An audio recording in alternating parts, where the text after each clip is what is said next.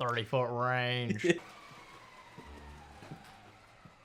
30 foot range. Woke up looking for the goodness.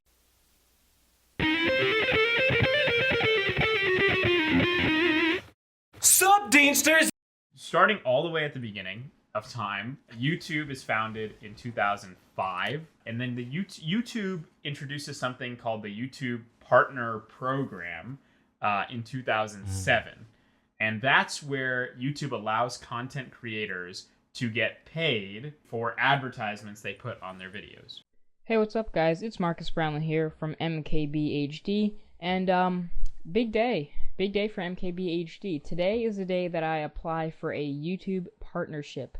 Okay, we've got the partner program. That changes the game of like online content creator business stuff forever. The Freddie W YouTube channel comes about in 2006. What's up, Internet? My name's Freddie. They don't upload a lot until really around 2009 or 10. Then they start doing these weekly uploads of these short VFX videos. They gain a couple million subscribers in just a year. And then the VGHS Kickstarter campaign is launched 2011. So only in about a year and a half of really uploading regularly are they ready to launch this. Their goal is $75,000. They have over 5,000 backers, and they raise $273,000 just from fans alone, which is not a lot of money to like do a show, right? But just considering that before 2007, people didn't make money online doing this kind of stuff. This is crazy. I really want to start by just talking about who Freddie Wong was and what he represented for no budget filmmaking on the internet and just the trailblazer that he was. We're talking about very unprecedented times. Because YouTube, before it was making money, even when it started making money, the real top guys were Ryan Higa, right? And Fred and Smosh.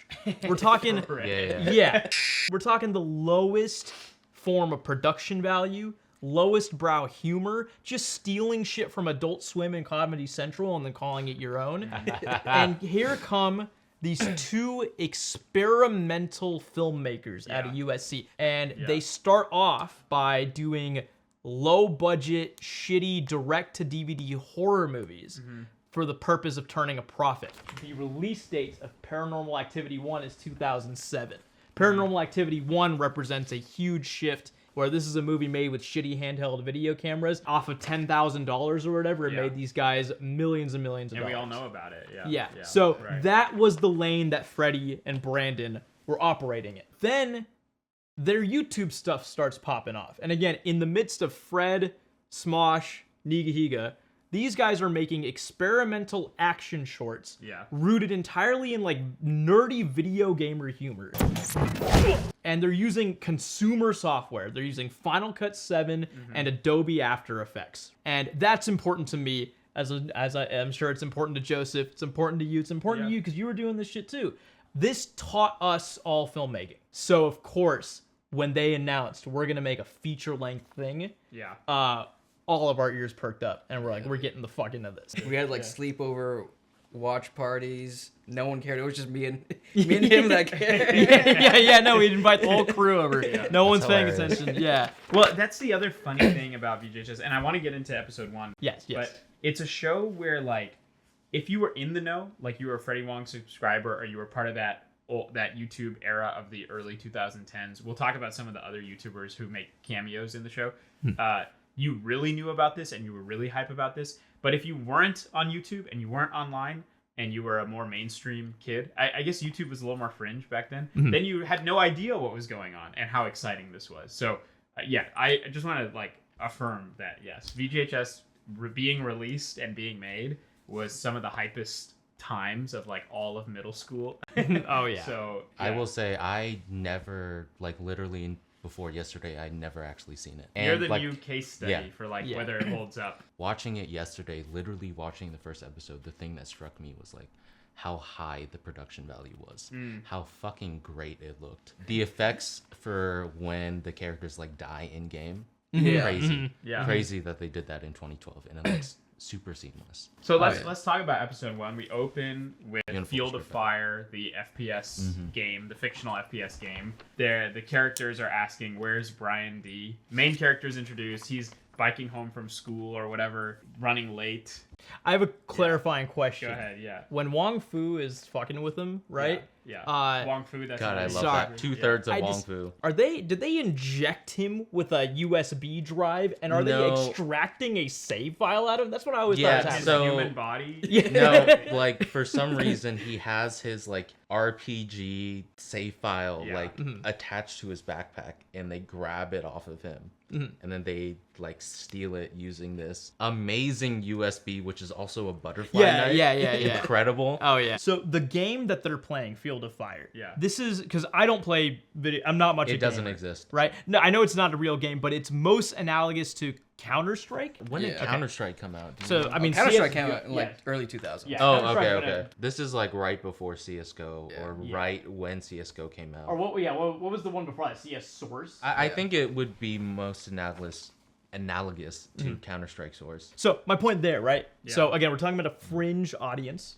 of gamers playing this nerdy fucking, like, the hardest first-person shooter of all time, right? The sweatiest FPS. Like, I don't play video games because I got filtered out of this shit. Brian D's introduction on screen and the way that episode 1 is handling the in-game footage is so seamlessly and beautifully handled that the non-gamer audience is hooked immediately. Brian's first shot here, it's a great it's hook. a handheld over the shoulder of him just mowing people down after his teammates are like, "We're fucked, we're gonna die." It's beautiful action cinema. And it's like the only scene that looks very good. That's true. Like, the other scenes are noisy, the audio is terrible. They put everything into this pilot. Like the law, when he first meets the law, the audio is like One shot wonder. It's clear, everything's in focus. They, like, took their time with this, And like, then very first scene. Presentationally, it cuts back and forth between the video game dialogue and the IRL dialogue. Yeah. Seamless. Beautifully done. Great, like, physical acting for when he's AFK. Oh, yeah. Great joke, explained immediately. Looks like this guy's AFK. Okay, away from keyboard. Let's see if we can have some fun with him.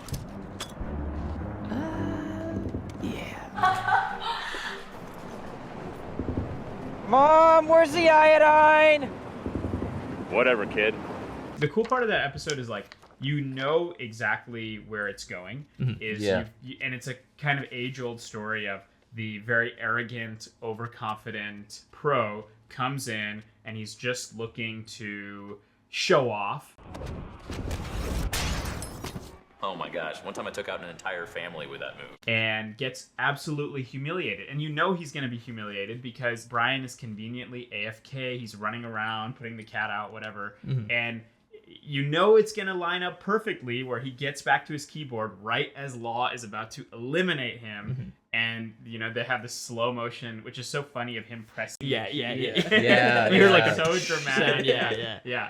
And then, you know, presses whatever button to hit the grenade with the gun, which doesn't necessarily exist in any other game. It's just such a, like, you know where it's headed, but it's so dramatically built up. It's such a beautiful scene. And I wrote something about the Law, too. Like, was he made to be lame? Like, just... Dude, I mean, was he ever cool? Let's talk about the Law, dude. One of the strongest performances in the entire show. Is he supposed to be lame? I do think, going back to Joseph's point, like, there is one thing that I would critique about, like, the Law, is that initially he's supposed to be cool, right? He's like the best FPS player at the school. Right. But throughout the whole show, he just comes off as lame as fuck. Well, yeah, he's also very insecure because the meeting between him and Brian, right? He starts off as being actually kind of cool. He's very like, sweet, he's actually. Humble, insightful, like, you know, he looks at Brian's keyboard. He's old school. He's kind of like, he calls the poster stupid. He thinks it's like it's too much. He also poses with the poster, which is hilarious. It's not me who's like contributing this inflated ego image that I have. So, and he's like, he knows that Brian is struggling. He's like, oh, you were gonna throw out your gear, weren't you? You know. So he comes off as like really wise and mature, and then Never let anyone break you. So you really mean that? More than anything in the world. Also, to Joseph's critiques of the production value, right? The worst audio, just Yeah. So that scene like is one of the most important lines too. so you can only surmise, right? This scene is probably like a pickup shoot in some kind of shitty backlot at some point. They paid Brian D $5,000 for the 3 months of shooting that this was, so they couldn't call him back in. Just the first season? Yes. Yeah. Oh, okay. And so they couldn't call him back in for ADR, right? So they just gotta roll with the shit that they just picked up in that scene, which is why it's so bad. $26,000 for all actors is including extras insane. is crazy. Yeah, they basically did this for free. Yeah. Right. Although the production value and the audio on that scene is shit. There's one shot that I love so much. It's like a shitty, poorly lit, handheld, shaky shot of Brian Frenzy holding a mouse. The mouse. Going, too bad you're in my world now, Brian. I love in the middle of the like conversation, he has like a mostly eaten apple core. Oh yeah. And he doesn't come down the stairs with it. He doesn't leave with it. So the only assumption you can make in the logic is he pulled it out of the dumpster. Oh wow. Yeah. I Go for it. really love the world building of episode 1. Yeah, they're just so this. like, Yes, they were like really creative. How the bullying is also kind of like fantastic because they stick the butterfly knife into his USB port that he for some reason has attached to his backpack. And they steal his resources. And then what do, Arthur? And then they fly off on this CG tandem bike. I like how the show kind of like forgets that whether it's in the future or not. Yes. Like, there's this bike gag of like, okay, they fly off on this bike, but there's no other like hyper futuristic technology really presented, right? Well, okay. Yeah. I want to speak to this real quick. I want to speak to the design here because it's airtight. So Brian D has just been admitted into VGHS, and he's getting the lowdown from the dean, played by Epic Mealtime's Harley Morenstein. Harley Morenstein is here. So Epic Mealtime plays, I don't know, J. Jonah Jameson essentially in this scene. J. Jonah Jameson. Okay, he's not. Okay, He's okay, like not a really. weird, like military instructor. Sergeant Ernie Calhoun is his name. Yeah. Because Brian D gets into VGHS off of a lucky headshot. Yep. He defeats the #1 player in the world by accident. Right? Because Ernie Calhoun says this happens every year. And there's some lucky guy. Yes. Yeah, right. I swear every year it's the same damn cutscene. Some media darling with a 5-second kill reel breezes into school on a golden ticket. Buckle up, kid, because this ticket puts you on a plane straight to hell. They did a good enough job to show that like it wasn't just on accident. Because Brian like, is good. He's clearly the best person on his team, and the manner of which he actually kills the law, like definitely the law wasn't paying attention, but like the manner of which he does it is supposed to be seen as like a skillful Uno reverse card. I will say, no, I want you to keep saying what you're saying, but Yeah. I will say a reoccurring question that I've always had watching the show is Brian D actually good? I wrote some stuff about that because Yeah. every time he's in the game, he does something super creative that no one else. Yes. Okay.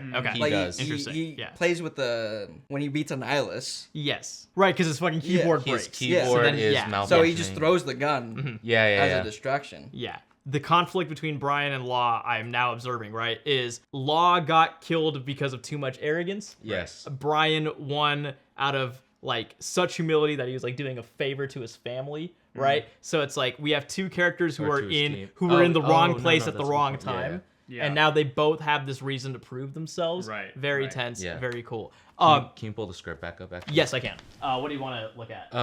So I wanted to look at first going to the law introduction to the law where he's like the Law ready for this? That's hilarious. That's amazing. Yeah. Did a girl actually faint? For that scene, they made a tweet, internet filmmaking, okay? Saying, hey, come here if you want to be an extra for VGHS. Yeah. We need all sorts of people. We need women fawning over the law. It's all dudes. Yeah. You all love him. Doesn't matter guy or girl, which is all guys here, but you love this dude. First, I love that the talk show is called IRL. Oh, yeah. I love that it's such a big thing that the GMA of this universe is about video games. Right. Yeah. When Brian kills the law, it literally interrupts a broadcast about how the president is fucking amazing. Yeah. I think my favorite line of the first episode is when he's saying bye to his mom. He said, "I put some more food in your bowl." So like his sibling, his sibling is the cat. Yes. Who is the most responsible person in the household. Right. And his cat or his mom is just vegging out, playing. I forgot. It's some kind of. It looks like Zelda. Yeah, it looks like Zelda. Talk about the cat. Like I think this happens a few times, but he just talks to the cat like he's talking to the camera. Yeah. And he Which says is like great. he's like, "I'm going away forever now," or whatever. Yeah.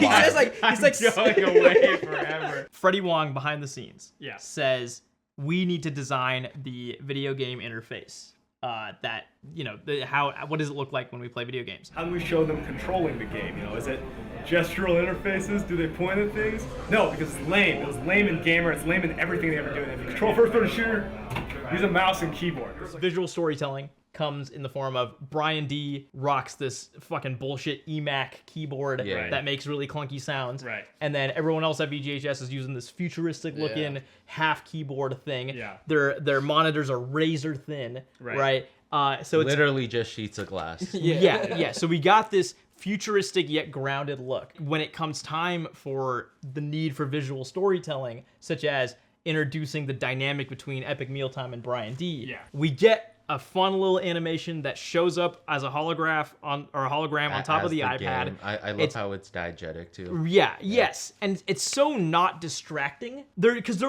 was a problem Freddie speaks to later on. Yeah. He says we got a lot of criticism for the way we handled gaming and talked about gaming and made this like a drama series about high schoolers. Right. The show that our fans wanted to see would have been called Hardcore Gamer Academy. Yeah. And we made Video Game High School. Yeah. Right? And I think that intention just on its own, it sets forth this immaculate balance. Yeah. Keyswan develops a game, but it's not a game.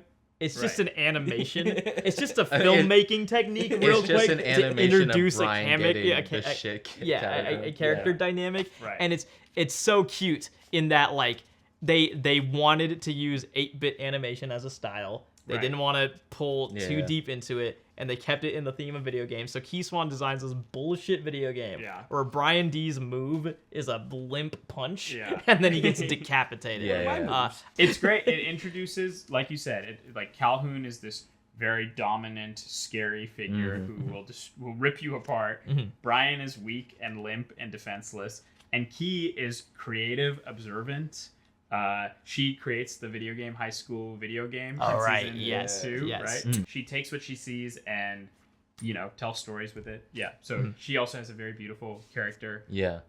Inquisitive, curious about the world. Yeah. I don't know if we can say this, if we need to cut this out, but she's also like so incredibly autistic. I was It's about to say amazing. that. She's so like everything about her character is just phenomenally written. How she takes everything so literally. I just looked at the official rulebook. I really think that you should look at paragraphs 12 through 90.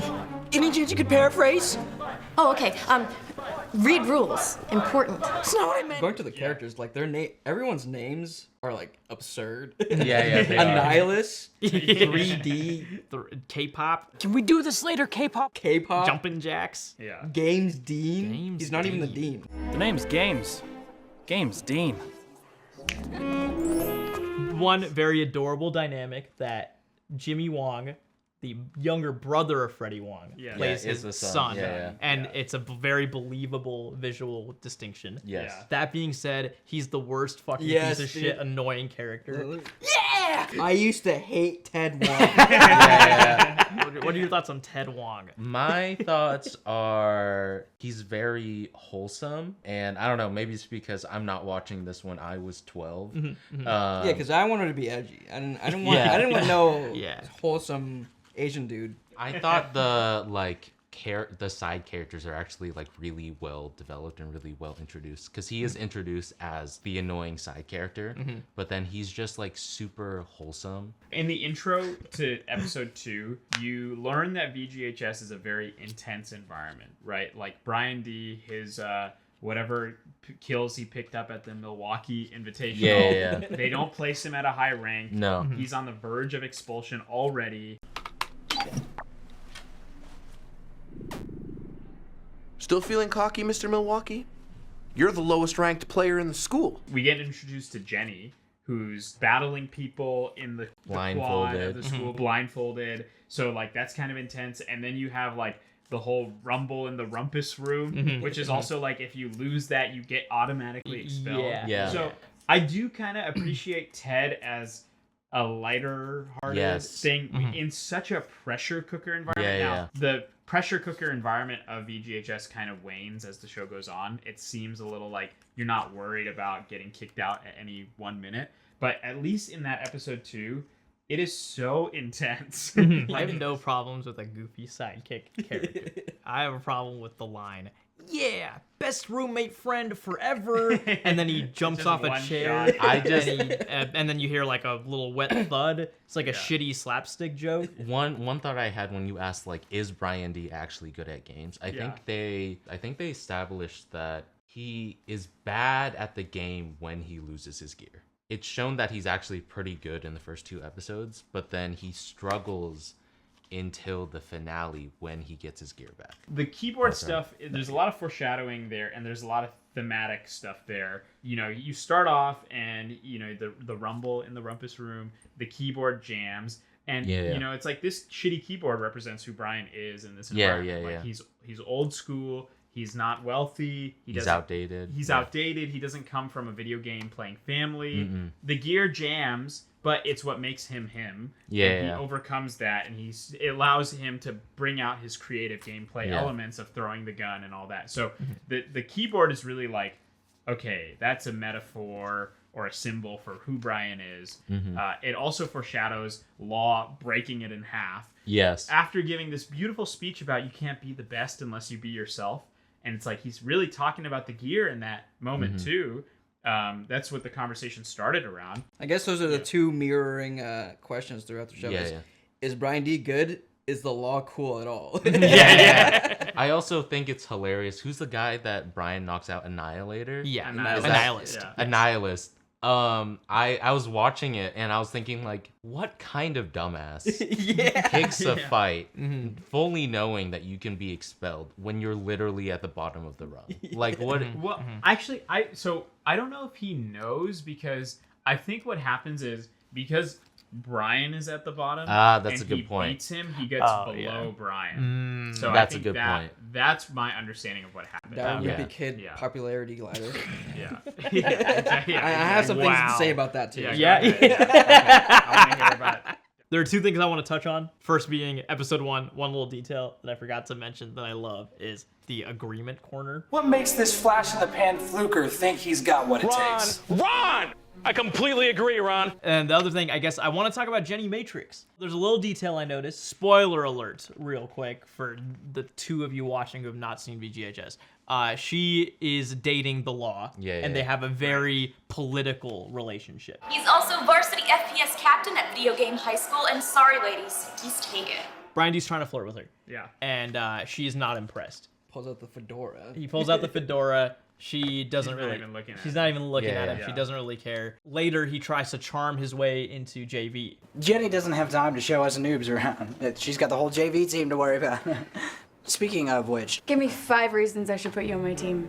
So now there's a power dynamic. One thing I noticed this time around is then when he kills a nihilist. Right. And this is now the beginning of Brian's sort of asshole arc. Right. Oh, he's now the most hated man in America because he's now killed 2 players that he did not really deserve to kill. Jenny emerges from the shadows and she says, "Good going, Brian."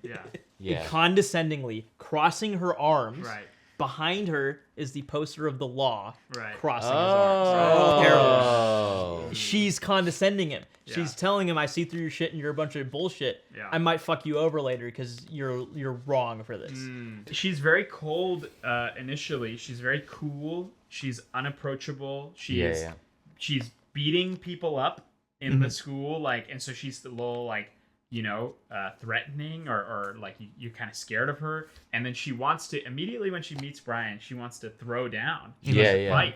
But what speaks to her is like quality gameplay. Like she's impressed by when people are passionate about the game. And that's kind of an arc for her, like throughout her entire character development, is she's so committed to the sport, and she really loves when people take it seriously. Like when they throw down against Games Dean, her line is like, "You should play like that more often." Like, she's really moved by like the fire that Brian can ignite to play like that.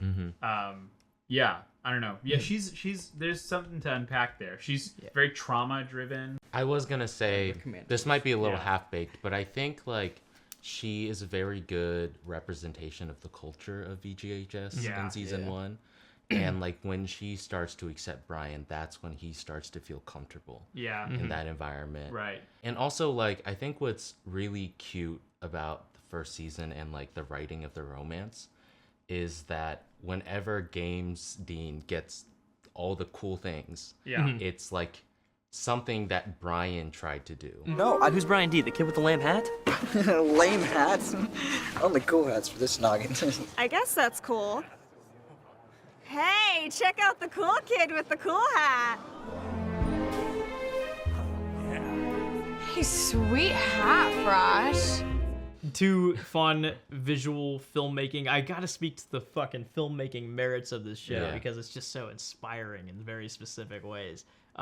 Overall, like a 4 out of 10. But there's 2 great visual things that happen in Jenny's introduction. The first being there's a great little meta joke where there's a montage of Jenny showing Key and Brian around the school, right? And it's presented as a montage. It's silent. Key's like looking around, but it's just one shot of them walking across the hallway. And then Jenny says, "This concludes your tour of VGHS." Right. And Key's line is, "You took us in a straight line and said nothing." Another thing I really love. In any video game, and again, this is my earlier point of, you know, you had to incorporate video games into a visual medium that needs to extend to an audience of not just gamers, right?